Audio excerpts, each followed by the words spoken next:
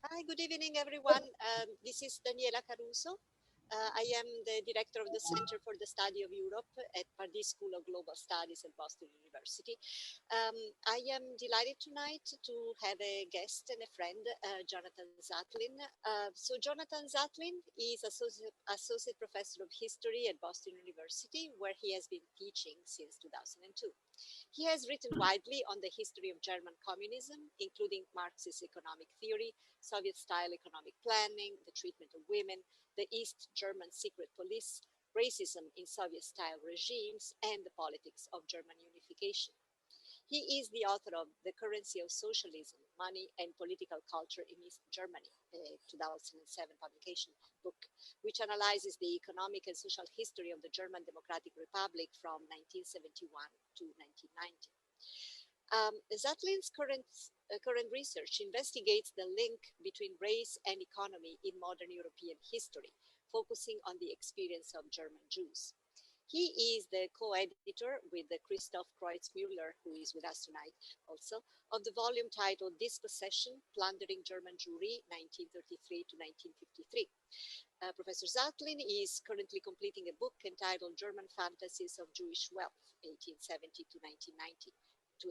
Yes, which analyzes how economic racism inspires violent assaults on the rights of ownership and citizenship. I am delighted to introduce him today, and I thank him in advance for sharing his work with the center. It's very important for us to have contributions of historians like him who focus on Europe with a consistent and excellent eye for big issues. Thank you. Thank you, Daniela. Thank you very much. And thanks for not only inviting me, but also opening the center up more to humanities scholars, which I think we all appreciate. And although Elizabeth, you can't see her right now, Elizabeth, thank you so much for organizing the event and for making such a wonderful poster.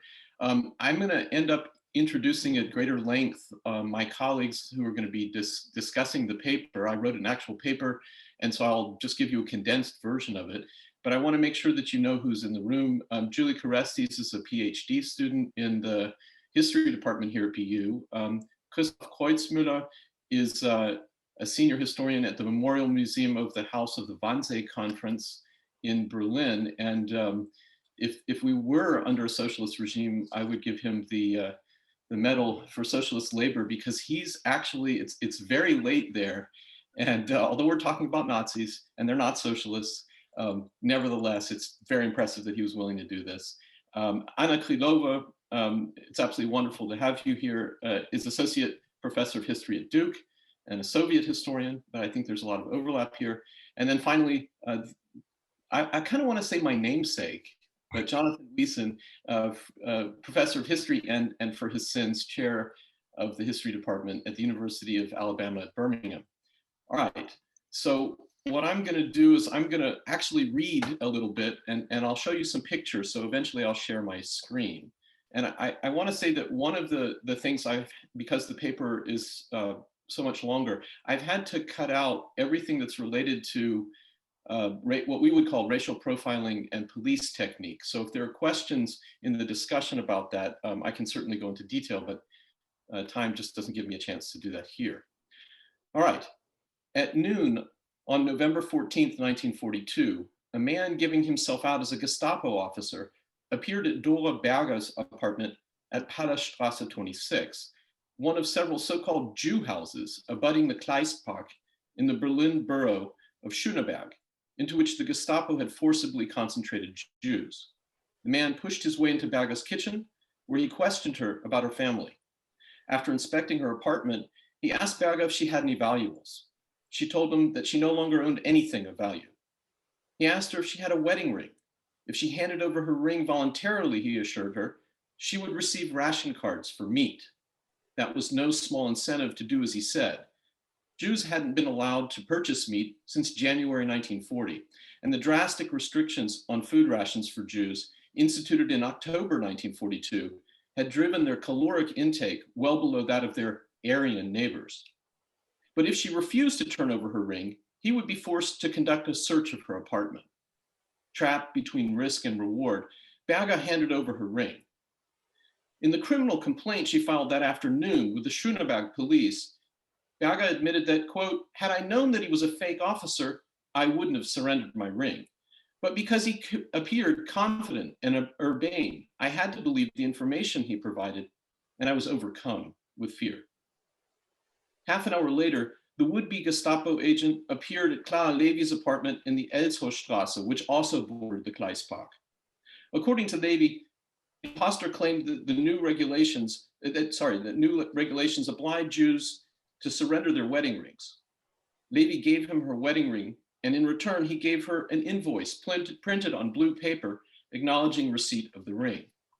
Before leaving, the counterfeit Gestapo agent told Levy that she would receive food rations before Christmas because she complied. In her statement to the police, Levy averred that, quote, the man was very kind and took pity on me, but said it unfortunately had to be. Only later did I have second thoughts, and so decided to report him to the police, unquote. A few days later, the counterfeit Gestapo officer appeared at Charlotte Wierzynski's apartment in the Berchtesgadener Strasse, not far from the Gleispark. So I'm going to go ahead and share my screen.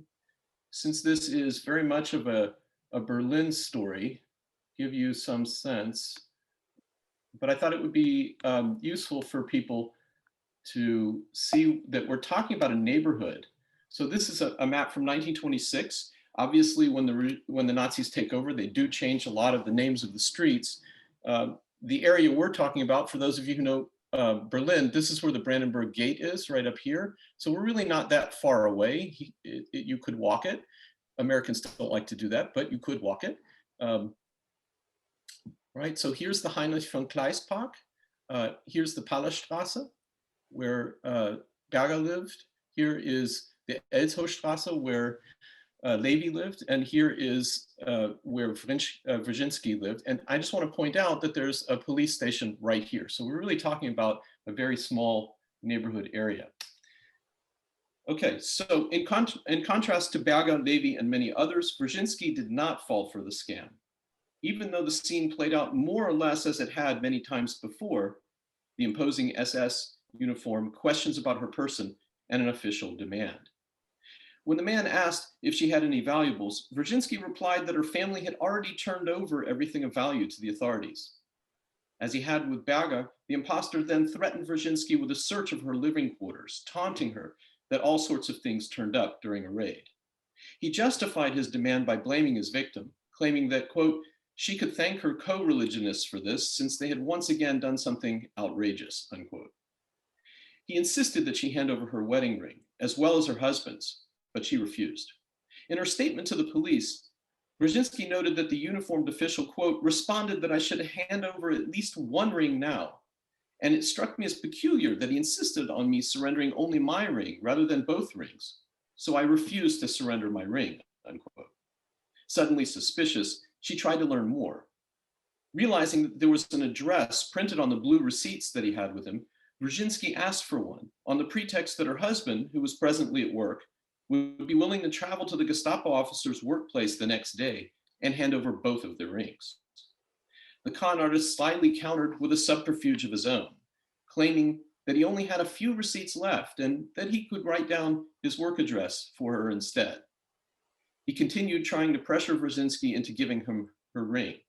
She continued to rebuff him. Finally, he left, moving on to his next victim. For nearly a week, the grifter worked the Jew houses near the Gleispark, managing to trick at least 10 of the 21 Jews he approached into handing over their wedding rings, a silver pocket watch, and 33 marks in cash. An additional 4 people were taken in by the ruse, but nevertheless refused to comply with his demands. 2 more had no valuables or wedding rings to surrender. In all, only 4 people, including Wierzynski, saw through the scam. Like most confidence tricks, this one hinged on the swindler's ability to manipulate official appearances to conceal a criminal reality. With his police getup and authoritative diction, the imposter managed to convince most of his marks that he was a Gestapo agent, not a petty criminal, and that he was enforcing the regime's confiscatory policies towards Jews, not personally enriching himself. Like most confidence schemes, moreover, this scam preyed on a vulnerable population and exploited their emotions, such as credulity, to convince its marks to surrender their valuables voluntarily. But unlike most cons, this one targeted people who had come to live in constant fear of law enforcement. German Jews, many of them elderly, most of them women, who by late 1942 were subject to an increasing and official rapacity and what the Gestapo euphemistically termed evacuation to the east. In fact, the case of the counterfeit Gestapo agent tells us a great deal about the meaning of criminality in a criminal regime, about mistaken identities in a police state, and about the difference between appearance and reality in a social order that is governed by racism. Specific details of the crime within the crime, moreover, furnish us with important clues about the mental operations of the representatives of the dictatorship, those who took advantage of the opportunities it afforded, and those who were victimized by both. To establish his credibility as a Nazi law enforcement officer, the Grifter dressed and acted the part. According to witness statements, he wore a field gray SS uniform, sometimes with a steel helmet, sometimes with a field cap, sometimes with a sidearm, sometimes with an empty holster, sometimes with an armband identifying him as a member of the Leibstandarte SS Adolf Hitler, sometimes without. His dress appeared to confirm his office, as Siegfried Lemmel, who like Brzezinski did not fall for the ruse, told the police, quote, "At that moment, it didn't seem strange because he wore a field gray coat and a steel helmet," unquote.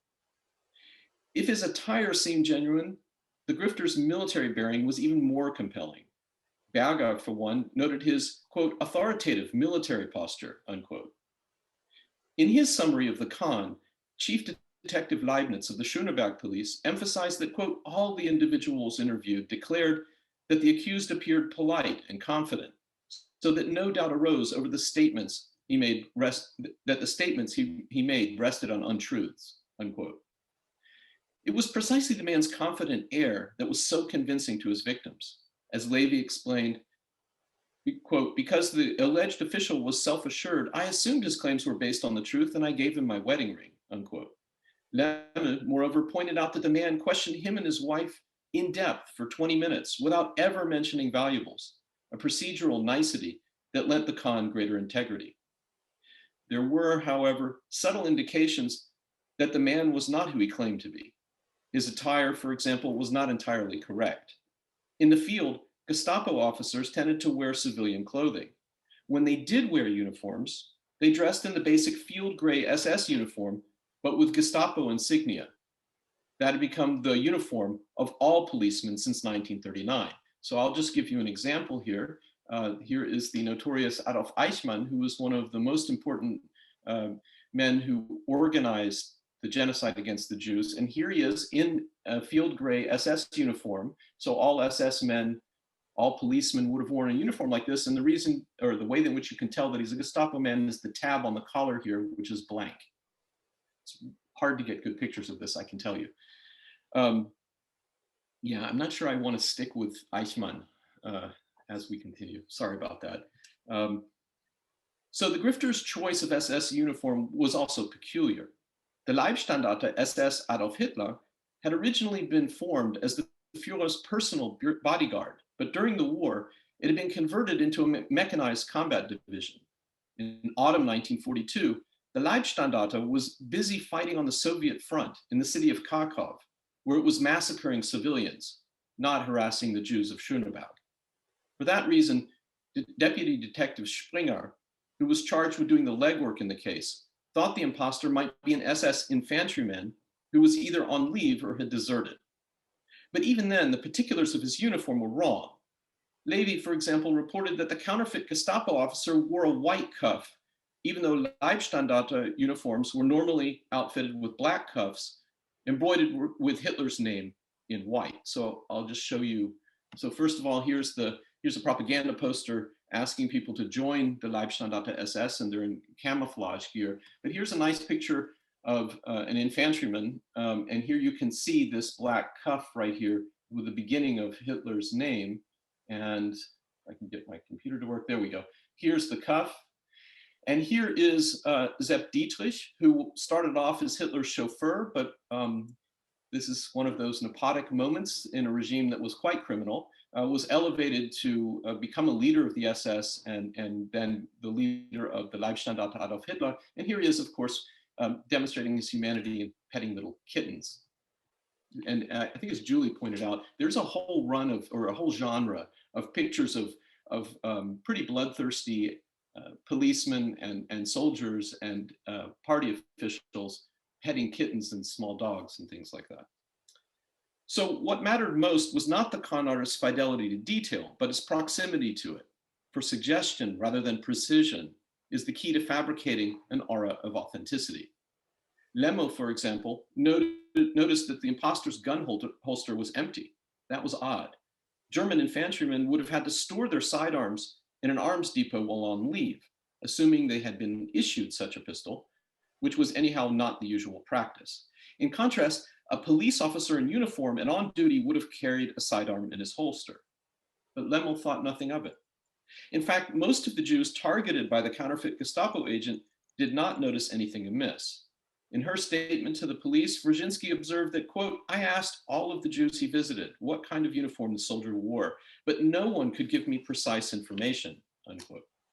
The inability of his victims to recall his attire suggests that there was nothing to remember because nothing seemed out of place. Not steeped in the arcane details of Nazi uniforms, they took appearance for the reality and simply saw before them an officer of the law. There were plenty of other imprecisions in the Grifter's self-presentation, but it would have required special knowledge to detect them. For example, the office the con artist claimed to work for, Department 2A, did not exist at the Leibstandarte. In contrast, Gestapo headquarters did have a Department 2 prior to 1939 that was devoted to combating domestic enemies, including Jews. Shortly before the war, however, the Gestapo was reorganized, expanded, and integrated into the Nazi police imperium, with the result that Jewish affairs were overseen, and I'll just go back to our friend Eichmann, now overseen by Eichmann in Office 4, Department B, Section 4, the so-called Jewish section of the Gestapo. The Grifter clearly knew something about the Gestapo's complex organizational structure, even if his information was not entirely correct. What counted was that the administrative offices sounded official. More telling were the, I'm just going to go back to the map. I can't sit here and read and have him look at me, sorry. More telling were the blue invoices that the imposter handed out to his victims to acknowledge receipt of the valuables he confiscated. In consultation with colleagues, Springer was able to confirm that blue paper was used neither by the Gestapo nor the Leibstandarte, nor was the address correct. Gestapo headquarters were located in the Prinz Albrechtstrasse in the government quarter, not the Prinz Heinrichstrasse in the Tiergarten. So here you go with the, and it's, I gotta move this bar right here so you can see, but this is the hotel right here. And over time, the SS expanded throughout these buildings. But the Gestapo headquarters were right here, and here you see the facade of the hotel as it had already been converted into Gestapo headquarters. As with the conmen's uniform, however, these minor inconsistencies were overshadowed by an overall impression of intrusive officiousness. In the case of the blue receipts, the devil was not in the details, but in the transaction itself, in the surrender of property in exchange for an official record of compliance. That the paper was bogus and the property stolen was entirely in keeping with the Gestapo's actual modus operandi.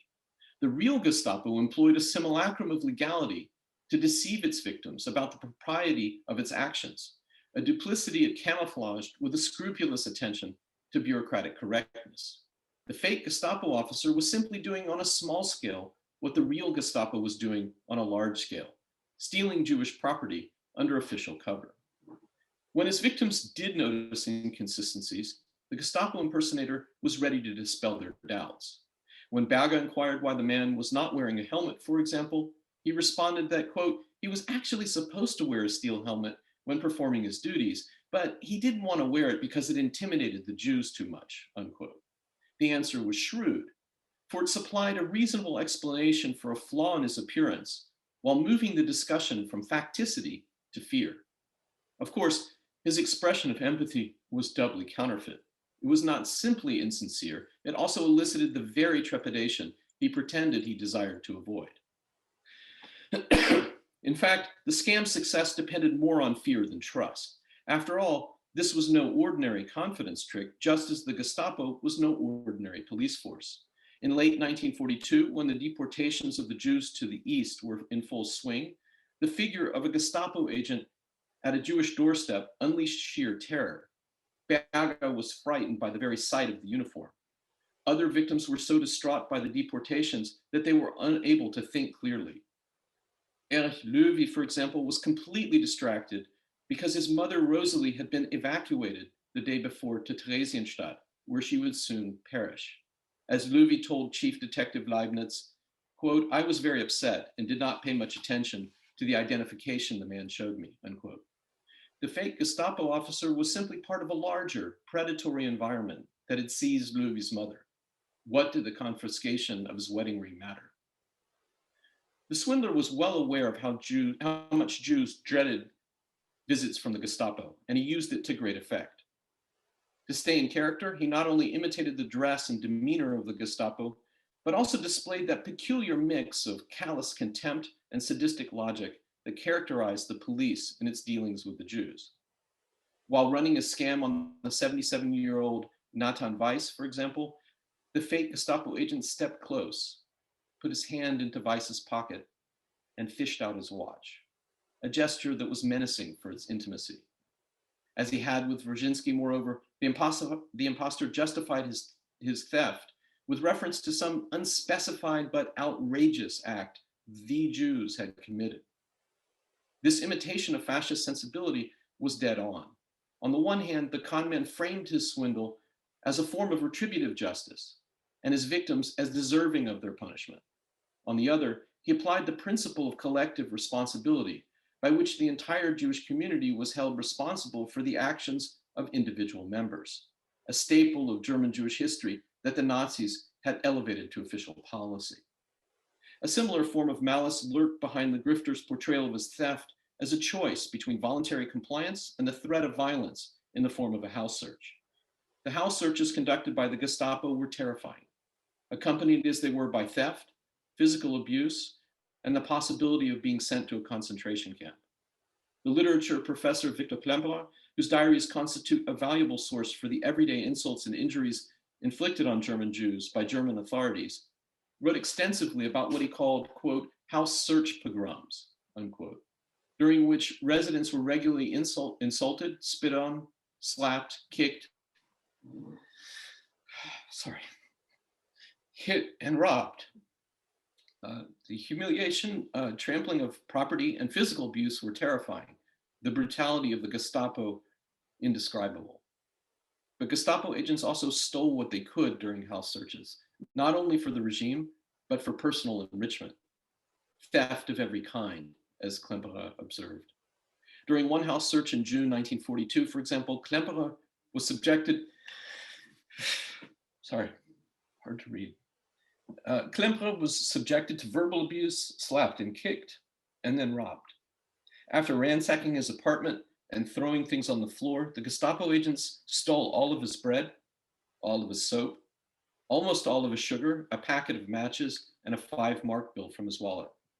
This thievery had grave consequences, since discriminatory rationing policies meant that Jews had less food than necessary to get by on. Worse still was the fear that a search might end up with arrest and murder. In February 1942, Klemperer recorded a terse entry about an elderly man who had been arrested for a letter discovered in a house search. Quote, police prison, then concentration camp, now returned as an urn, unquote. Rumors about mass murder in Kaunas, Riga, and other killing fields led authorities to crack down on anyone discussing it. By summer 1942, the fear of a house search was so great that when Klemperer woke up in the morning, he would ask himself, quote, will they come today? While washing, showering, shaving, where to put the soap if they come now? Then breakfast, taking everything out of its hiding place, carrying it back to its hiding place. Then the postwoman, ringing the bell. Is it the postwoman or is it them?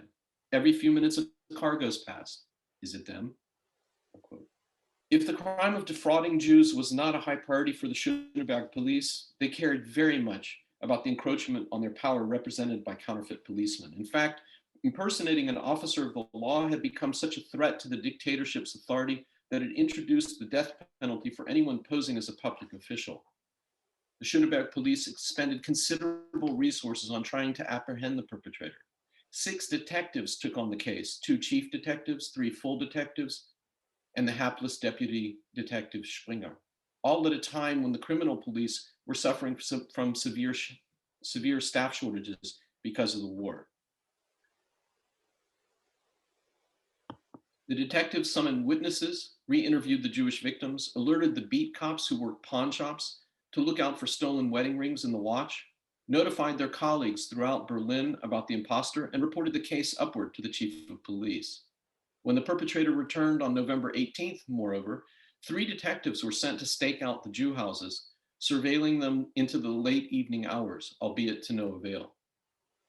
Meanwhile, Deputy Detective Springer traveled to the headquarters of the Leibstandarte SS Adolf Hitler in Lichterfelde, where the German Federal Archives are housed today, to consult with colleagues there. And I'll just show you a picture. Oops, there it is. This is Hitler with Sepp Dietrich right here. He grew a mustache at a particular point. I don't know if that was an imitation of Hitler or not, because it looked very much like his mustache. And then Jürgen Wagner, and here you see them reviewing troops on what is a very large field. And here is the entrance to the building, which has now been remodeled, but that's where the Federal Archives are of Germany today in Berlin. Springer also sent one of the blue receipts to forensics. After some testing, however, the lab was unable to identify the make of the typewriter beyond determining that it was possibly an old German model or a foreign machine. Moreover, the deputy detective coordinated his efforts with the Gestapo, which attests to the subordinate, if not always frictionless, role played by the criminal police in assisting the Gestapo in the implementation of anti-Jewish policy. Still working on the assumption that the con man might be a deserter, Springer contacted Criminal Commissar Stock of Department 4D at the Gestapo, which was responsible for policing the territories occupied by Germany. After some discussion, Stock agreed to notify Jewish officials so that they could take measures against the imposter. Stock's decision to force Jews to organize their own defense was symptomatic of the Gestapo's disconcerting strategy of entangling Jews in their own fate. Nor was it a coincidence that leaving Jews to that fate also delivered the Gestapo from the peculiar task of protecting Jews from theft at the very moment of their dispossession and eventual murder. Despite these efforts, the police were unable to catch the suspect, nor were there any more sightings of the imposter.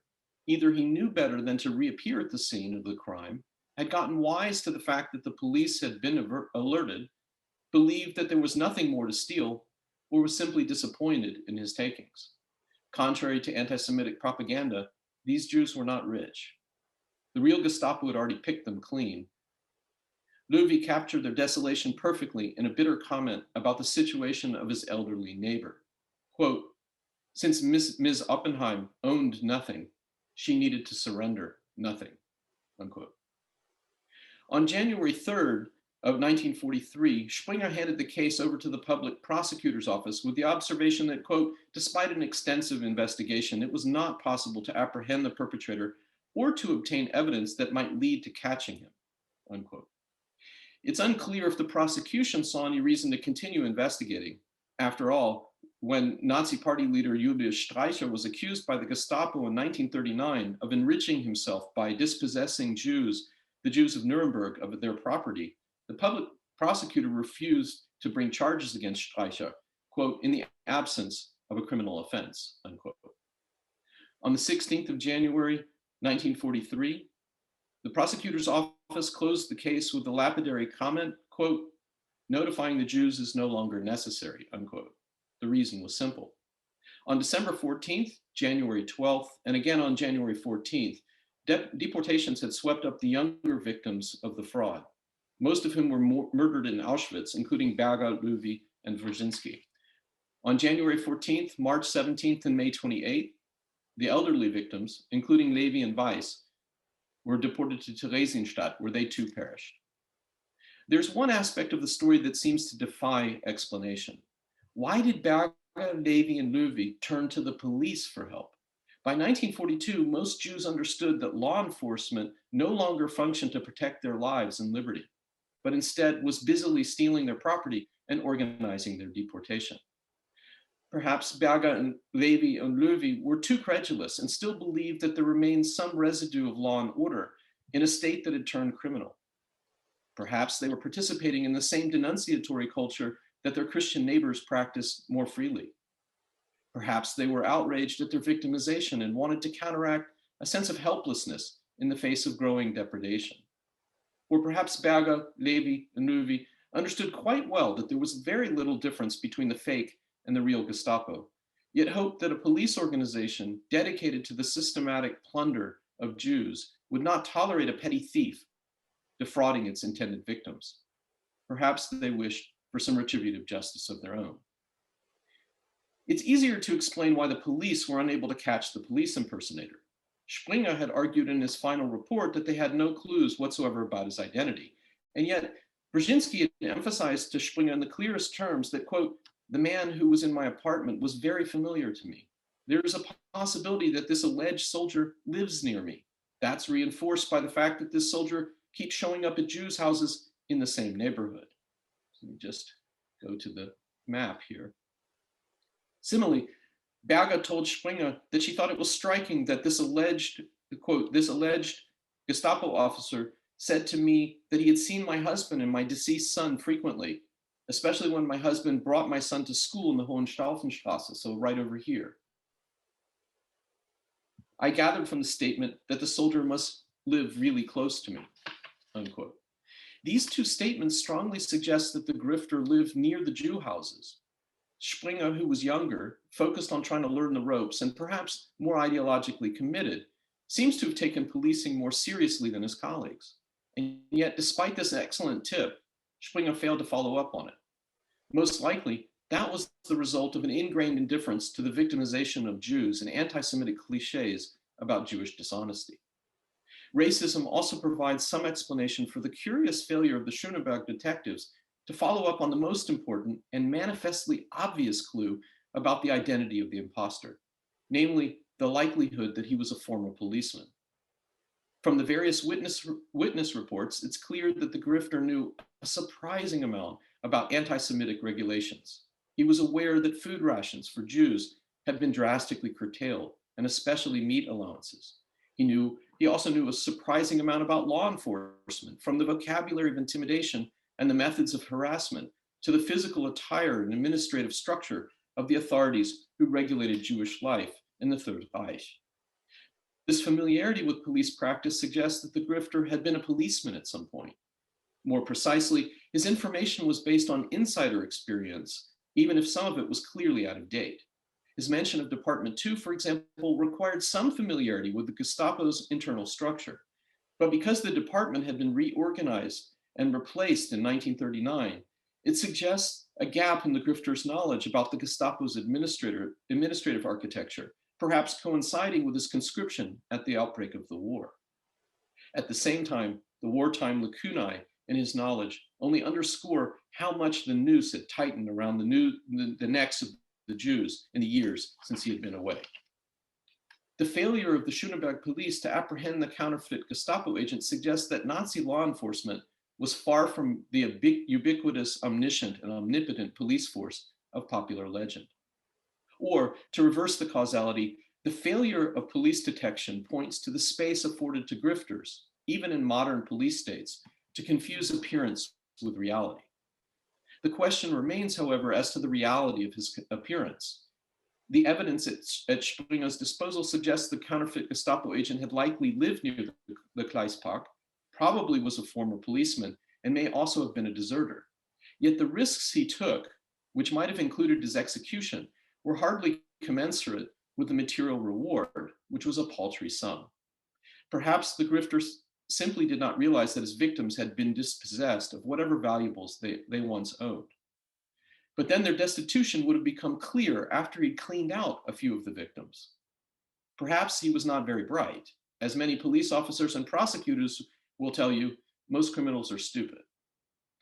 But it's also possible that the grifter's motivation was less about the loot and more about the chance to feel connected to power. Perhaps the con was as much about stealing the belongings of his victims as it was about experiencing the power of belonging to the police. After all, some of the more famous grifters in German history clearly enjoyed playing upon the uncritical acceptance of uniforms and the social hierarchy they symbolize, more than the theft itself. The novelist Karl May, wildly popular for his fantastical and racist visions of the American West, famously spent time in jail for a variety of cons, including impersonating a police officer. Even more famous is Wilhelm Voigt, memorialized in Karl Zuckmayer's 1931 play Der Hauptmann von Köpenick, who impersonated an army officer, arrested the mayor of Köpenick, and stole the town's treasure. Although we can only speculate for want of evidence, the case of the counterfeit Gestapo agent suggests that the Nazis had managed by 1942 to intervene in the development of German personalities to a surprising degree. The grifter viewed the Jews as a separate social entity outside the racial community, subject to a variety of specialized regulations aimed at aligning their alleged spiritual poverty with their external destitution, and responsible as an entire community for the actions of specific individuals. The responses of his victims to him and to the police suggest a similar, if more depressing, consequence of identity formation in the Third Reich. For the Jewish victims of Nazi personalities were no longer Jews, they were Jews, just as the members of the racial community had become Aryans. In a regime that had repeatedly humiliated, robbed, and beaten Jews and now sought their disappearance, it was not possible, at least in the presence of Aryans, to remain Jews and not Jews. To put it another way, the surprising decision of several Jews to lodge complaints with the criminal police at a time when contact with the police could be lethal for them suggests that Jews, too, had been conditioned by years of Nazi persecution to adopt a Jewish response to Nazi law enforcement. Although severely circumscribed, Jews still had choices, but these choices amounted to a caricature of citizenship in which Jews were forced to appeal to those elements of a criminal state that pretended they were still trustworthy. At one level, then, the case of the counterfeit Gestapo officer is a cautionary tale of the incompetence of Nazi law enforcement and the centrality of racism to police work. Despite its reputation, Nazi law enforcement was far less effective, though hardly less brutal, than we've been led to believe. The story also suggests that a formal concern for protecting property rights and the monopoly over police power coexisted with a homicidal indifference to the fate of Jewish people at the deepest level and in the same office at a neighborhood police station. But the story is also about the construction of the fascist self during the Third Reich.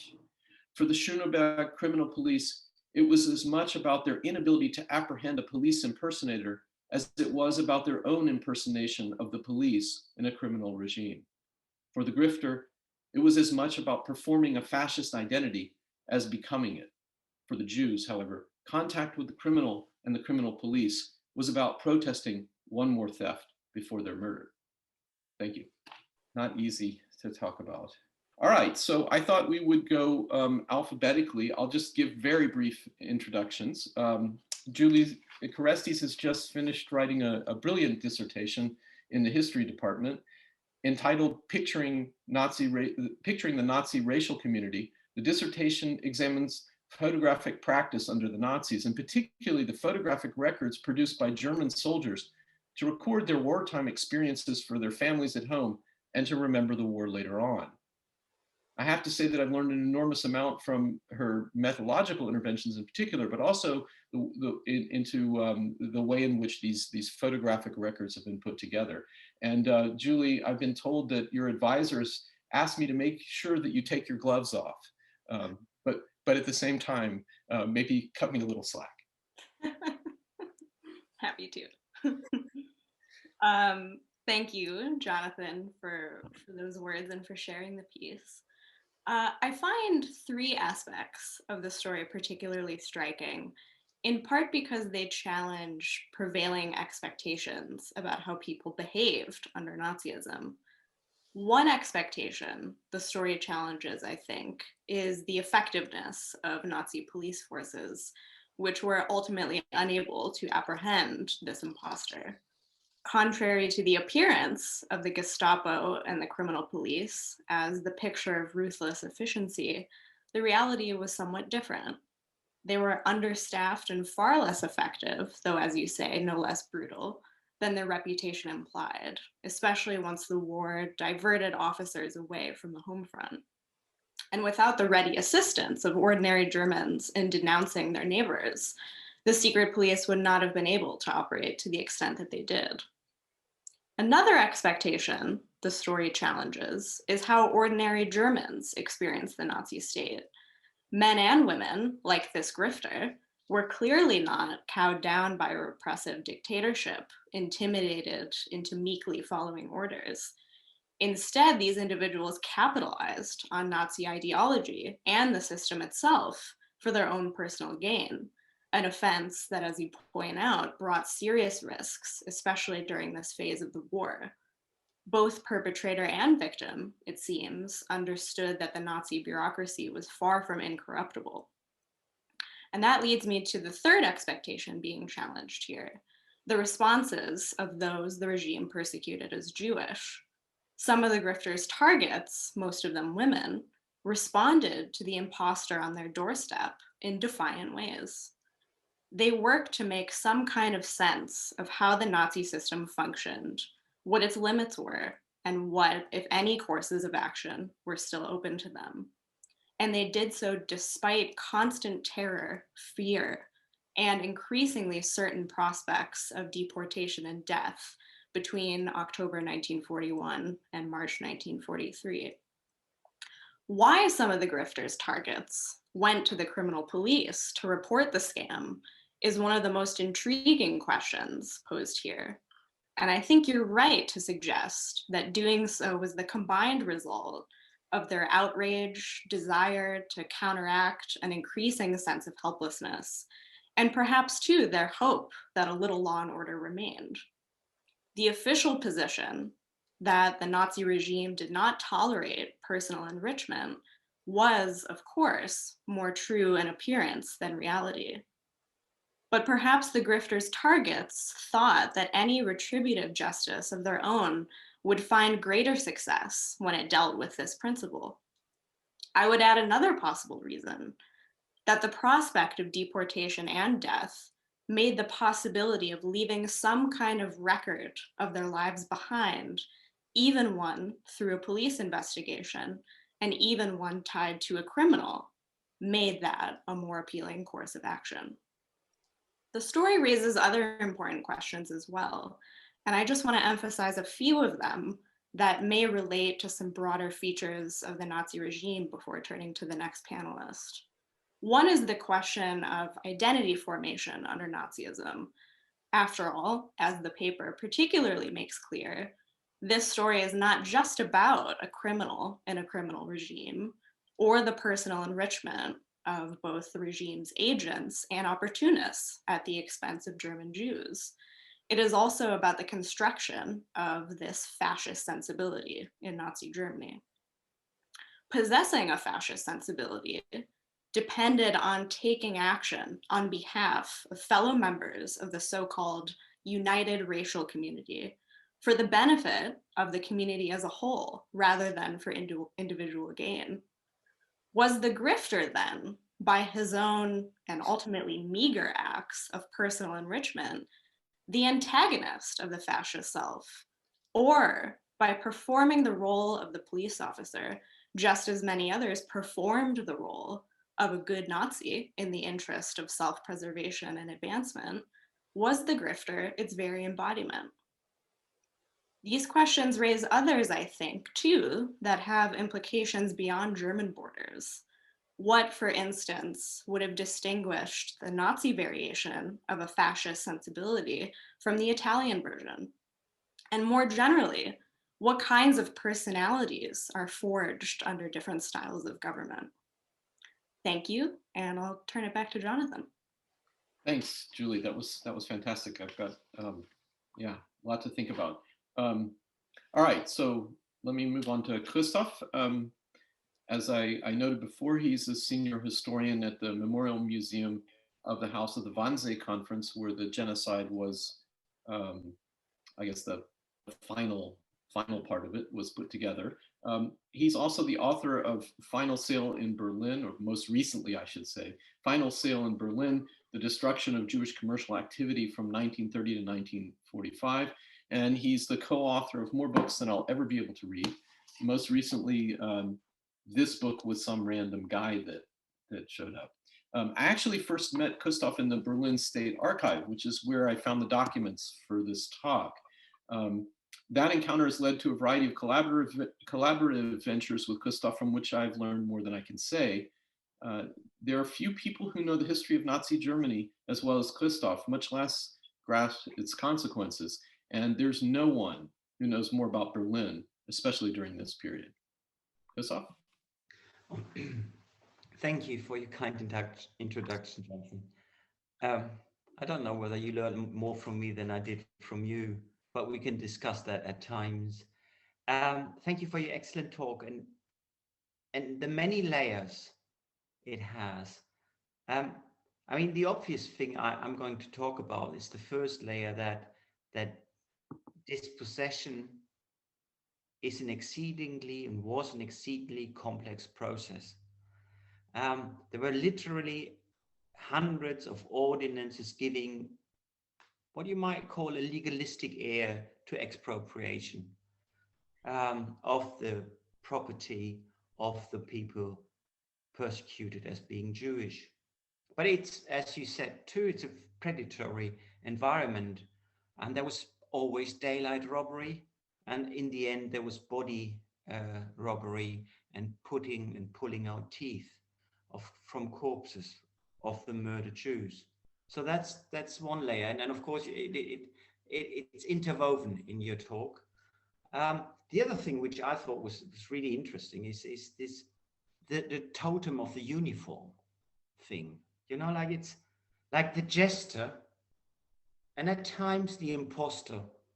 They are a mirror to society, and him playing with uniforms and the others recognizing uniforms, of course, tells you a lot about this German society with its militaristic Prussian history of the Second Empire. You mentioned the captain of Köpenick, who kind of got a second-hand uniform and did his job, like what he wanted to do, and everyone believed, hey, he's got a captain's uniform, so he ought to be a captain. So he got himself a made-up uniform, and it is believed to be a Gestapo agent. And Nazi society was completely defined by uniforms. Like a man without a uniform is not really a man or something. We can discuss that. And yet there's a nice and interesting paradox, which I was thinking about a lot whilst reading your excellent paper. And that is, of course, that the Gestapo field agents, of course, couldn't wear a uniform. If you're a good spy, then you don't wear a uniform saying, look, I'm a spy. So like being harassed or being persecuted or both, you have to fear both uniforms. And there are millions of layers, and people are still fascinated by them. There's still millions or hundreds of people wearing as uniforms for their pleasure. Handmade in Poland these days. Not in Germany that much because it's forbidden, but in other places. I heard about, yeah, but we're not touching that. But like this fascination and the paradox, I think is really interesting. And then, of course, everyone like that, this lady recognized this is not right. This Bordeaux is not quite right. I mean, wow. So that shows a sense of like she can read uniforms better than I can, and probably better than we all can these days, which I think is interesting. So we especially looking, and now I'm touching on Julie's topic, like if you look at photographs these days, we need so much background information, kind of deciphering that. So that's the totem of uniforms layer. I found fascinating. And third layer, sorry, one step back. And of course, this policing.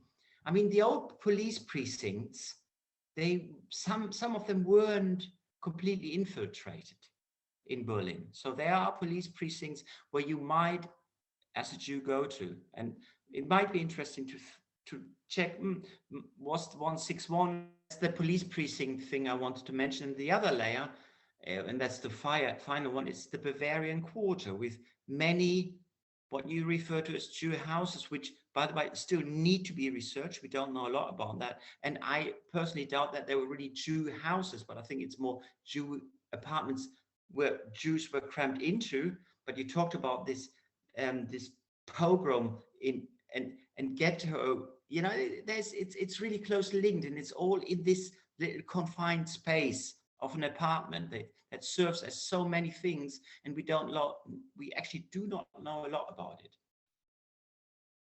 Plus, when I looked at the map, I actually know the map in a way, but when I looked at it, when you talked, I was flabbergasted, because it's right at Kreispark, which is the Kammergericht, which is the highest and oldest court in Berlin, and scene of the Volksgerichtshof, and that's the end of my story, the scene where the Allies, after the liberation, revoked the Nuremberg laws, including the 11th amendment to the Nuremberg laws, of course, which served as a tool in the dispossession.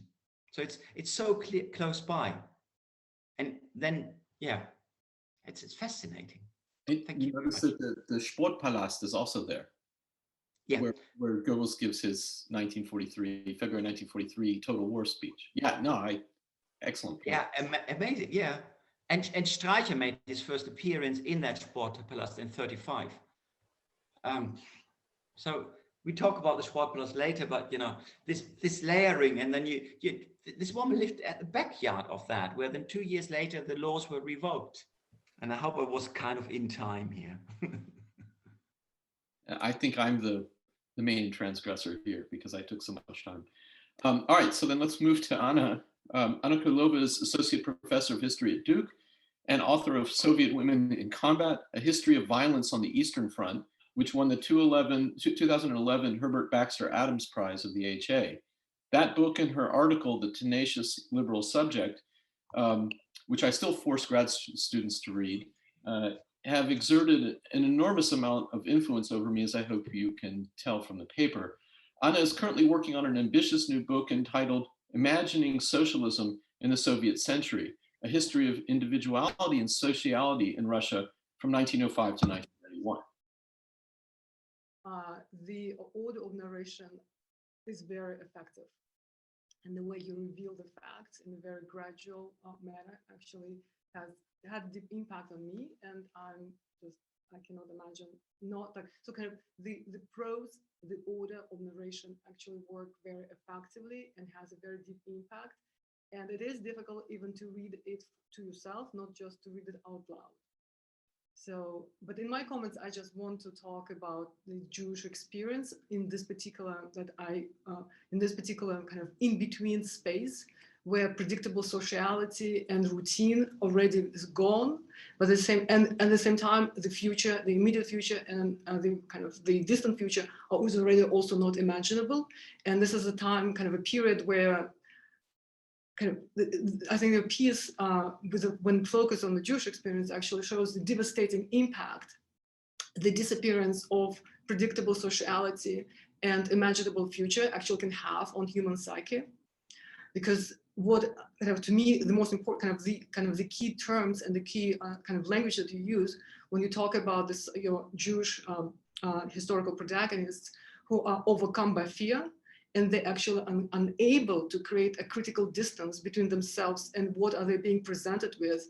This to me actually indicates kind of a shattered self and also kind of a broken subject, right? So it's a very devastating moment in the history of, okay, we can talk about history of subjectivity, but this is a subject that actually is already, it's a broken subject. So this subject actually cannot predict, cannot calculate very well, cannot intuit, because there is nothing to intuit. Everything that was taken for granted has melted into air, just to quote a little bit of Marx here. Right? And everything is, and so it's very difficult to get oriented or to have some kind of, so under normal circumstances, I believe these people could have actually discerned some kind of differences in uniforms. They could actually have taken a second to think, but under these circumstances, it's very difficult. So to me, Wrzynski is an extraordinary person. Yes, there are always people who do not break down in the middle of any kind of devastating experience. Like there are people who don't break out in the middle of combat. There are very few of them, but there are, right? So and this is not a combat, but it's a very highly stressful situation that extends endlessly. And that's also kind of one of the difficulties of going through these experiences, because there is no end point. Or the end point is actually kind of open-ended constantly. So, and then, so I also want just to follow on what Chris said, because he used the word dispossession of property. So you hear dealing kind of, so it's very interesting to see how the dispossession of property is also at the same time dispossession of sociality, dispossession of the self, right? So all those social fabrics, which actually turn out to be so incredibly important for just having a sense of normality, they are gone. And I think that it would be, you have an opportunity, I would just encourage you to deepen kind of the explication of mechanisms which are involved. So we can see here very well how the self is being shattered by, like, with no violence. Like there are instances of violence, but actually the shattering is taking place because the predictability and imaginability of life actually is being denied to this people, right? Even so the kind of the trauma begins long before, kind of it's an extended and traumatic event with no end. So in this regard, I want to ask, so a question, I mean, I do not believe that this is a rational subject. Right. So the rational subject is supposed to have a critical distance. And so this is not a subject that is capable of calculating and planning out things, with a few exceptions. But ultimately, the examples that you give, what the people are focusing on very tiny details and in very tiny routines in order to create some kind of predictability. But these routines are also very short-lived. Like when the description of how one of your protagonists actually like had breakfast just shows how important little practices are in order to cohere something of yourself into that something that you recognize as a human, and also protecting yourself. So in this regard, I want to ask, why did they turn to the police? I mean, that Wrzynski is clear, like, because I think that there is a striking, and I want to think with you. I don't know what what the answer is actually, because what I'm struck by is by the fact that you are creating, like you're describing a kind of a shattered, devastated subject that actually is not capable of calculating and figuring out, right, to this. So it's not, so who's operating under not normal circumstances. But then when you start kind of thinking, conceptualizing what was this move and decision to turn and kind of ask police for protection means, you actually using rather rational language. You're asking, are they trying to get some revenge? Are they just, do they still believe in the system? Or are they trying, so I would say, do they believe, do they counteract, do they try to revenge, or they're trying to kind of to expose the criminality to the criminal regime, right? So this all presupposes a much more coherent subject that I think you actually described in your paper. So for those who actually bought into that, so basically couldn't differentiate truth from kind of fake from reality, different uniforms from kind of the mixture of uniforms and mixture of signs that actually supposed to actually given this Grifter way. So I wanted to ask whether, if we take into consideration that this is a shattered subject and ultimately is not is like the only thing that the person would want to have under such circumstances is to grab back some kind of sense of reality. And I think that here is a much deeper kind of psychological processes at work, where turning to the police, it's a desperate act of kind of deceiving yourself that there is some kind of order still there. I don't know, right? So, but ultimately it's a pointless, useless. So if it's pointless, it's useless. And also, why would, like, what's the point of even having another encounter with this criminal regime?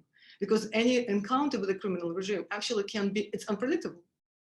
And so a rational thing will be not just to carry on and hope that something will work, like something will happen that like it's just like you don't have any control, but it will end well. And so another encounter with this regime is just putting yourself into another situation of danger, unless you need the sense of kind of just a little bit reminded there is some kind of so there is something normalizing for a citizen when a citizen is mistreated and actually was a part of some criminal scheme to turn to the authorities, and authorities having to kind of investigate what has happened. So this is all natural. It's normalizing, completely deceptive, right? But it's not sort of deceiving, but normalizing moment for these people to kind of to rebuild elements, some like visual elements of their kind of lost social predictability, where they cannot predict anything. So I will end here. So that's just, I look forward to the discussion. Absolutely fabulous. And I completely agree about having used rational language in a way that's not commensurate to the task. So I've got to rethink that. That's a really good point. And I need to think obviously more deeply about shattered selves. Okay, all right, but we should move on. So Jonathan Wiesen is professor of history and chair at the University of Alabama at Birmingham. His first book, West German Industry and the Challenge of the Nazi Past, won the Hagley Book Museum Prize in 2002. Certain instructors at Boston University have been known to assign his second book, Creating the Nazi Marketplace, Commerce and Consumption in the Third Reich. And he's also co-editor of Selling Modernity, German Advertising in the 20th Century, along with Pamela Sweat and some other guy named Jonathan. But most relevant to my lecture today is Jonathan's outstanding article, American Lynching in the Nazi Imagination, which won the, well, it's been renamed, but the Hans Wozenbach Article Prize of the Central European History Society. I highly recommend it, and it's a great example, Jonathan, of timely history.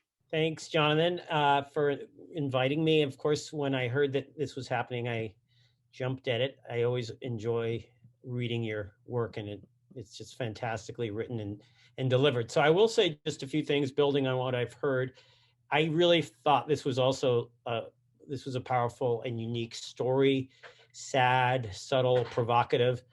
I think you really do a wonderful job of capturing the voices of Jews who have been doubly victimized, but who are also subjects, trying to show some agency via the criminal justice system. Obviously, these Jews who were conned were no match for what you say is the criminal operating in a criminal system. And I don't want to focus so much on what you talk about as the incompetent brutality. All of this is very powerful, as are all your explanations and your sort of suggestions. Really just first rate. But I do want to move along the same sort of a tangent area to where Anna and others went. And that's where you yourself in the paper try to get into the mental operations of the actors, the police, Jews, and the con man himself. And all of that is really quite subtle how you do it. But I do want to ask about the police, because I'm intrigued, as you were, and as everyone is, by the fact that we have, in the midst of these deportations, right when the final solution has almost even wound down in parts of the general government in Poland, where you have people stationing officers to presumably investigate crimes against Jews. So it's clear that they want to protect their, the police want to make sure there are no encroachments on their authority. But it's still fascinating to me to ask, and I want to ask you, what was this useful, this sort of investigation useful to the police at all vis-a-vis the regime's Jewish policy? And by that, I mean, is there a kind of conscious or semi-conscious sense that you can placate Jews amid the torment of deportations by inviting them back into the criminal justice system, as absurd as it is, given how targeted they've been?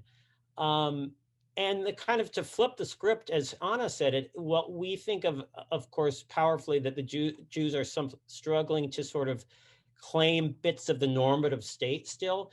But I'm wondering too, from the police perspective, whether they consciously or semi-consciously also want to project components of the normal policing as a kind of mechanism amidst the brutality.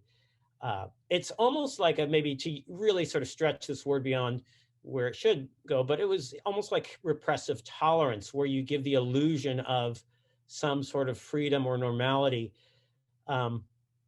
Or was it simply just a vicarious pleasure to see Jews as victims of a con artist, this sort of double victimization? That's my questions about the police perspective. So I would sort of suggest that you pull on that, those threads a little more. It's obviously very speculative.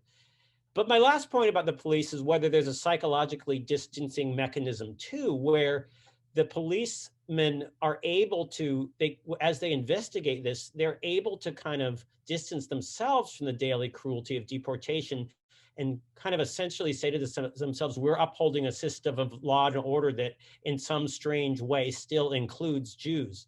That not just take back their authority from a grifter, but also allow policemen to say, essentially, I'm even allowing Jews to file complaints. And as the good cop and professional that I am, I'm going to follow through. Sort of this whole professional ethos. So those are my questions about the police. As for the Jewish people themselves who came forward, I think that all of you before me really captured this well, namely why turn to the police. And I think what you say, Jonathan, is quite right, that more than credulity, I think it's an exercise in normality, an exercise perhaps in dignity. We can't forget how traumatic it is amidst the multiple traumas of Nazi Germany to be dispossessed and robbed. And the chance to tell your story is absolutely powerful, as we know, as we know from people today who might be victimized by petty theft or what have you. This is a broken, as Anna said, a non-rational subject, except I also think that he or she is fighting back in their own way, as sort of as they bring their interrogation, as they talk about the grifter, they are able to essentially use adjectives that they don't get to use normally. They can call the regime, instead of calling out, essentially they're sort of imposing their frustration and anger about the regime onto this person. The regime that's sly and urbane and confident, but also menacing, callous, sadistic. In a sense, it's almost like they are using this opportunity to frustrate, not necessarily on a rational level, air their frustrations against the truly criminal regime in a microcosm of this person. Finally, I will simply say that I was desperate to solve the crime. And this is a very powerful component of the narrative. I started to wonder whether this was a reconnaissance mission to Jew houses, whether this was a bored police staff playing tricks, whether they knew it was an inside job, whether there was a cover-up when they discovered it might be a foreign policeman. None of this is very likely, given the detail meticulously that you recreate about the resources that they actually spent on this.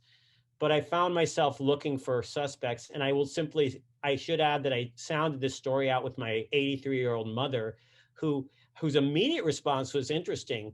And she saw it she thought it might be a Jewish person, which I don't think so, who was driven to desperate measures and was reenacting a kind of victimization, essentially on his fellow neighbors, which I don't think makes any sense. But fascinatingly, my mom, bring in mom, thought it was essentially somebody who was driven to sort of play the perpetrator, perhaps even in, what is the Stockholm syndrome?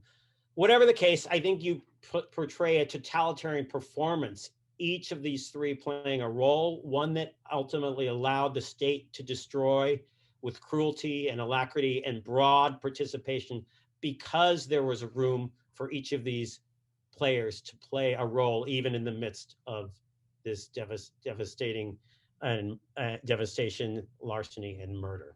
Thanks, Jonathan. That was fantastic, and I think your point about being able to call the regime out by calling out the grifter, that's a really excellent point. So people are just beginning to, I think, enter the Q&A line, so we have more time for discussion on the panel. I wanted to I wanted to say something. Sometimes we do events that are interdisciplinary here. This is meant as a history talk on a very specific episode, which was narrated brilliantly. I really was taken aback by your presentation, Jonathan. Actually, two things. I heard the term timely history, and I'd like to remark on this. I mean, I must say that there were terms. I work at the law school where the topic of police brutality is very much talked about and in very vivid terms. And there are stories that are told there. I wish we could all listen to Jonathan's story for the detail and richness and interpretation that he brought to us today. But there were terms such as people living in constant fear of law enforcement, the blending of appearance and reality in a racist regime, callous contempt and menacing intimacy, victims understood as victims deserving punishment, they deserving of the kind of retribution that they were receiving. These are all things that reverberate very, very strongly, if you want, on the other part of the Charles River campus, where the law school is taking a look at police practices right now, including the astonishing reality of the blending of the real police and people with no authority whatsoever who play police in a racialized, racist context. So I just wanted to remark, Jonathan, how grateful I am for this kind of investigation, given where I come from. I should just say in response to that, in writing this, I was thinking very much about what's going on in the United States. Obviously, I think anti-Semitism is different from racism. It's maybe a subspecies of racism, but it's got its own history and it's quite different. That said, I do think that a lot of the police techniques that I try and talk about in the paper and the way in which racism functions for police, who are very much interested in appearances and very often assume in a positivistic way that is the reality, that you can judge a book by its cover, that this is, I mean, he even I stuck it in a footnote, but I had an actual paragraph on the broken windows theory, which is a rather monstrous concept about how to police people. But at any rate, I agree with you. I think that, especially after the last time that you had invited me, I was thinking quite clearly about how to having people who read this, since it's also for an English language audience, think about racism in the United States, think about police brutality. All right, well then maybe I should take up some of the things that the discussants mentioned, which I have to say this is really excellent. I mean, it makes me a little worried because the thing that is supposed to be an article is already rather long, and so I worry about making it longer. But that said, I mean, all of you have mentioned a variety of issues that are really important, and I guess the one that has caught my imagination is what Anna was saying about so I had thought, Anna, in terms of trauma, but obviously in a way that was not up to the task, because I think you're absolutely right that there is something that I wouldn't call it irrational, because I think rationality and irrationality are bad binaries, especially when you're thinking about trauma. But I do think that I need to make it really clear what it is that we're dealing with in that sense, so that the kind of, if you like, calculations, or what I'm calling mental operations, that the effective aspects of them are clearer, and that the logic that gets you from one kind of emotion to the next, and why you would actually decide to work with the police. I mean, I think you're absolutely right, and the same as what Jonathan was saying, in terms of trying to reestablish, I wouldn't call it normality, I would call it a kind of footing. Because I think one of the things about trauma, but also about a regime like this, what it does is it makes you feel like you're crazy. And I think that there's some kind of need that I want to be very careful, because it's 36 pages in a police report that I found completely by accident. So it's really hard to insert too much. But that said, it does seem at given moments, especially Brzezinski, who writes a letter and then has to be interviewed, is forced to be interviewed or interrogated, I'm not sure which. She's really smart. And you can see there are layers to what she's trying to do and say. And I'm still shocked that, you could talk about, Jonathan, zombie policing, right? You could talk about this idea that the police are just doing their jobs, and even at the moment that they don't like the Jews, they're still doing their jobs. Sure, only the fact that they don't listen to what the Jews are saying is shocking. Or maybe it's not shocking. Jews are not reliable witnesses. They're not honest at all. So why should you listen? And at the same time, they expend a lot of resources. But I wonder, and I can't prove this, if it isn't all there to teach Springer how to do police work, and it has nothing to do with solving the case. That at the end of the day, you can't conceive that the man might have been a policeman, because that's an affront to your dignity as a policeman. But at the same time, you're not actually thinking about it much, because you're not taking it seriously, because they're Jews. And you've got to show that you've done something, because it's a police impersonator. But actually, the more that I've read about the criminal police and the Gestapo during this period in the home front, they're really not concerned by these things, despite the death penalty and all that. They don't seem to really be concerned. They're much more interested in policing Aryan youth for wearing long hair, women who wear pants, or going after mainly Eastern European forced laborers who try and flee their place of forced work. So it's sort of the racism of the regime leads to a kind of neglect on one side and an accentuated public hygiene on the other. Jonathan, sorry to interrupt you. I just wanted you to be aware there are a couple of questions that I think are quite interesting. So maybe I go ahead. read them. Why don't you ask them? Yeah, great. So one is, would you talk a bit about how you became interested in the topic? That's one. The other one is the police techniques specified in the paper are very specific and discuss how police, the Gestapo, use anti-Semitic rhetoric and authority complex, physical abuse and detention to punish Jews during searches. Were these techniques a part of Gestapo training, or were they more indicative of anti-Semitic biases being promoted by the government and the general German society at the time? All right, so the first question is, this is the lovely thing about being a historian. You go into the archive. I'm completely jealous of Christoph that he can do this all the time, and he knows these archives just incredibly well. But I was researching my book, and what happens is I was talking to a friend today who said, basically, to use an expletive, I have a fucked up detector, and I noticed something was fucked up. And you sort of go into the archive and you read these things, and I thought, oh my God, this is a really weird story. I don't know what to make of it, but I know I need to make something of it. And you file it away, because you're trying to, if you are not living in Germany, but you're a historian of Germany, you have to go into the archive, snarf up as many documents as possible, and then return to the United States, where you supposedly sit in your leisure and think about a faraway place at a faraway time. And in trying to write my book, I realized really quickly that what I originally thought might go into the book, it's what we call detritus. It's something completely different. It's a story that really doesn't have to do as much with economics as I had thought. But it just kept bugging me. And I think that part of your brain that just can't turn itself off, it's like I guess this grain of sand for the oyster. It just bugged the hell out of me. And I just felt like I had to explain something. I'm not sure I really explained it. That's not the point. The point is, at least I kind of got it out of my system, and now it's not going to bug me at night. So that's, I think, the answer to that one question, or part of it. So Tyler, I'm going to look at your question, because it's a very careful question.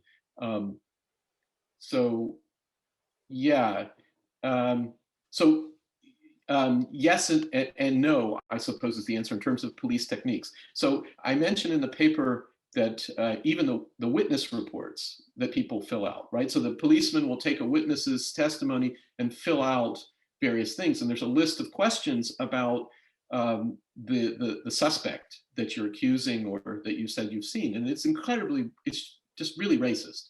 So it gives you a sense at a really simple level that in the most mundane ways, the police are trained in a kind of way to think in racist terms, quite aside from whether or not they're thinking in a racist fashion because this is what they thought before 1933, much less what they thought after 1933. And what Christoph had to say, I take quite seriously, that there are always people who didn't think in that way, but I think they would have been very isolated unless they were in a particular police station and had some other colleagues who thought that the way they did. In other words, I think it breeds. And I think it makes it harder for them to catch it themselves. That said, the criminal police, which, by the way, enjoyed a very similar reputation to the Gestapo, being incredibly effective at what they did, were incredibly brutal. And I ended up reading quite a bit about the criminal police and a little bit of the magazine Criminalistic. And there's just a lot in there about,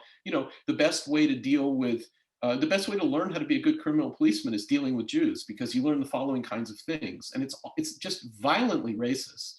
And also at a given moment, once the war starts, it becomes, or there are echoes of the genocide that's happening in the background, because a lot of criminal police are actually in the field and in ghettos, not so much in concentration camps. So I think that what I'm trying to say is that some of this, as with the Nazis in other areas, is a learning process. Some of it you can't really separate from the larger problem of the regime itself, because everybody is subject to the kind of forces that I'm trying to describe. But some of it really is police technique. And the last thing I'll say about that is that one of the things that the policemen under the Nazis themselves, there were two things that they were thrilled about. One was that you really didn't need to have proof anymore, right? You could, as that got worse and worse over time, but you could simply arrest somebody in a preventative way. So preventative policing was really important. But the thing that's so striking about this case, and that leads me to think that what a lot of people have mentioned today may well be the case, is that at the end of the day, there's no preventative policing here. The only thing they do is a stakeout. There are no measures they take that are about trying to think more about who this person is and what they're doing. And so the very thing that the criminal police are supposed to be good at, which is preventing crime based on racial characteristics and other kinds of characteristics, they stink at. Jonathan, there is one more question, and we may have time for that, but I leave it to you how you want to, or any other person on the panel want to address it. The question is, how would you relate your work to the disparities in justice in the United States, where Black Lives Matter demonstrators are treated much worse by the police than white supremacist demonstrators? Yeah, I mean, in a way, I don't think I can really comment on that, because it's kind of obvious. This is racism at work. And I think what Daniela was saying before, the idea that not only the Proud Boys and other paramilitary groups, let's call them, that the police see them as auxiliary policemen, that this young man who shot and killed someone, and we have actual evidence that there's even a fund now for him that's been established. So the fact that this is about white supremacy, I think, speaks for itself. I think what I would want to say back is something like this. On the one hand, police work does lend itself to this problem of a kind of thinking about people's appearances. And so it behooves us in the United States to learn from situations like this, to try and understand how racism and being focused on how things seem is a very, let's say, self-reinforcing kind of moment. But at the same time, I was thinking, and maybe I'm totally wrong, and maybe this is far too controversial a point, but I was thinking as I was writing this, that what I'm saying about the Jewish self under fascism could well be said, I think, about not only African Americans in this country, but in particular African Americans when they are confronted with policemen. That there's something that happens first in the eyes of the police, that there's a kind of, and I want to use the concept of the broken subject in a completely different way. There is a truncation of an attenuation of humanity, of a human subject at that moment. They become the cliche, the racist person in the person's mind, in the policeman's mind, on the one hand. And on the other hand, it forces people to either act or react because they know that that's what the police think. And so this is, I think, an absolutely terrible, I want to call it a dialectic almost, but it's a dialectic of racial violence. And I think that, again, I might be pushing it too much. And obviously there's a lot of things that are different. We don't live in I mean, yes, there are these moments where you can talk about the declension of American democracy, but it isn't a dictatorship yet.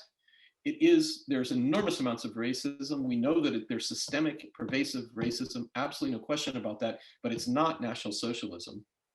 There are important differences. So perhaps there is some hope that we can talk about these things in a way that would equip victims in particular.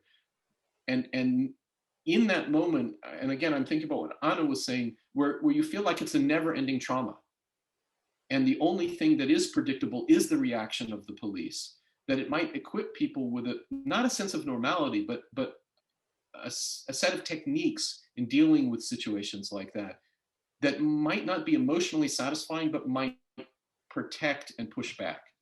I think that's like I might be completely wrong, and I'm speaking for other people, but that's how I was thinking about Black Lives Matter as I was writing them. This really resonates, Jonathan. Thank you so much. I think we can end on this note. Congratulate Jonathan on his work. Thank the panelists for really excellent comments. This was really wonderful. And again, really an example of timely history. I very much appreciate that. Thank you, guys. Thanks, Daniela. Thanks for the Take care and let's stay in touch.